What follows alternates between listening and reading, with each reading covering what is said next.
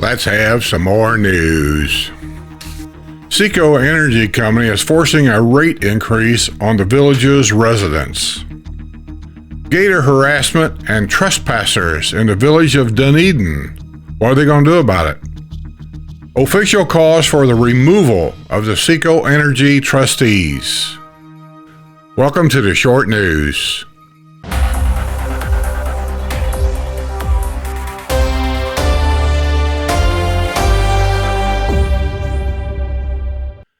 An official in the villages has called for the removal of the Seco Energy trustees due to outrageous increases being forced onto the residents. Supervisors with Community Development District in the villages are furious over the pole rental increases Seco is forcing onto them, increases that ultimately must be paid with the maintenance assessment from the residents. In CDD 7, annual pole rental will soar from $42,000 to $311,000. The increase will be effective October the 1st. This is on top of increases recently announced by Seco to pay for the conversion to LED technology. Across the Seco sections of the villages, the pole rental increase will cost more than $2 million. That would be an ongoing increase to be felt year after year rather than a one-time cost.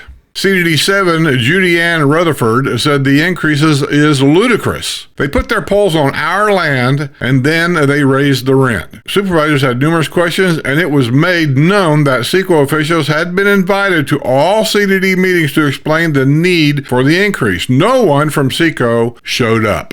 The Energy Cooperative, headquartered in Sumterville, serves more than 240,000 homes and businesses in 7 Central Florida counties, including 62,000 families and commercial accounts in the villages. The Board of Trustees is elected by Seco members. The president of the Seco Board of Trustees is Gerald Anderson, a villager who has served on the board since 2013.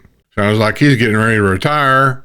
I don't know how the quasi-public entity can drop such an increase on its users. It's irresponsible. An entity like that owes their customers an explanation, the Village of Gilcrest resident Dan Warren had said. Duke Energy Florida is regulated by the state, but because Seco is a cooperative, it does not face the same scrutiny of state regulators. Seco members elect the trustees who set the rates. To me, it smells fishy, said the CDD 7 Board of Supervisors Chairman Jerry Vicente. I think it's time we vote them out of there. The village's district manager, Kenny Blocker, is set to meet with Seco executives on Monday to seek a rollback in the increase. Community Development District 4 Board Chairman Cliff Weiner said officials need to attend a June 11 Seco meeting in Sumterville. Weiner said CDD4 is facing a $400,000 pole rental increase. There is strength in numbers. We need to make our voices heard, Weiner said. We need to go to this meeting and tell them what we think. Send me. I like to go up there and tell them, this sucks and you people are crazy.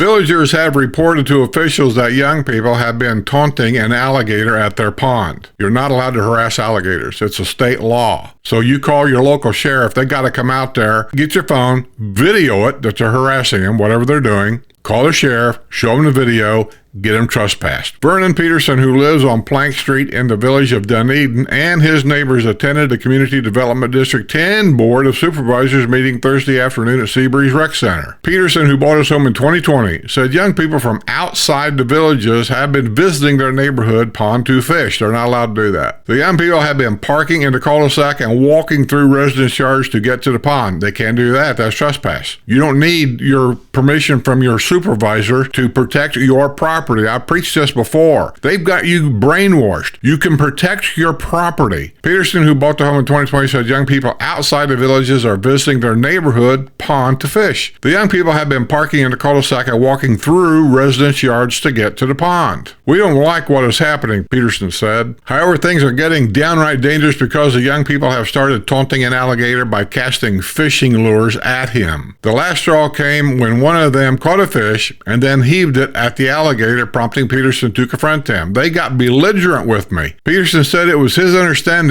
no public access sign was previously posted at this pond. That sign is no longer there, said Peterson, and his neighbors said they would like to see the sign reinstalled. Yeah, the outsiders steal them signs. Supervisor Jim Boyd said he is aware of a similar situation at another pond. It's gotten to be a real nuisance. They are cutting through people's yards, Boyd said. People are getting them trespassed. I'll go back a few years ago when I made several statements. I quit making that statement because I don't know if people was listening or not, or maybe I felt like you got the message. When you come down here to buy a home and they start telling you about all the great things about this place, and that's what they do. That's what salespeople do. They tell you what's great because they want you to put your name on that paper so they can get their money and put it in their pocket. If there's anything that you question about a rule here, something that you just could not stand to live by, a rule, some rule, ask them about that rule. And then when they explain that rule to you, ask them, who enforces that rule? The point was raised by homeowners, or potentially CDD 10, could be held liable for someone is injured by an alligator. If a kid goes out to a pond, does something stupid, and the alligator bites him or something, or he falls down, breaks a leg trying to get away or whatever, nobody's going to find that homeowner or us liable for that kid being stupid. I would take it to court and I would defy anybody to find 12 jurors of my peers to find me guilty because that kid over there done something stupid. I defy it. The point was raised that homeowners, or potentially CDD 10, could be held liable if someone is injured by an alligator. District officials indicated they would research the issue and come back with more information and potential solutions at the July 10 board meeting. You guys want to be brainwashed, that's fine, but I don't need District 10 supervisors or the sheriff's department or anybody else for that matter to tell me I got to call you to protect my property. I will protect my own property. The sheriff's got other things to do. CDD 10 supervisors got other things to do. You go walking across my property for any kind of reason, I will confront you.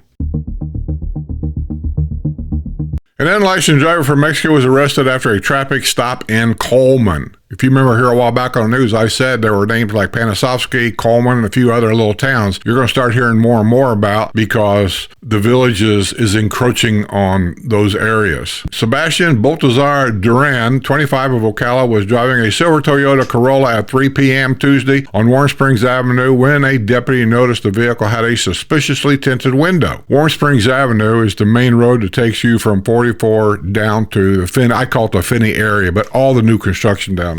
During a traffic stop, Baltazar Duran presented the deputy with a Mexican ID card. A computer check revealed that despite living in Florida, he has not obtained a Florida driver's license. He was arrested on a charge of driving without a license. He was booked at the Sumter County Detention Center and released after posting a $500 bond. July 1st, that new law comes into effect at DeSantis signs. I am anticipating that these types of reports are going to become far and few between.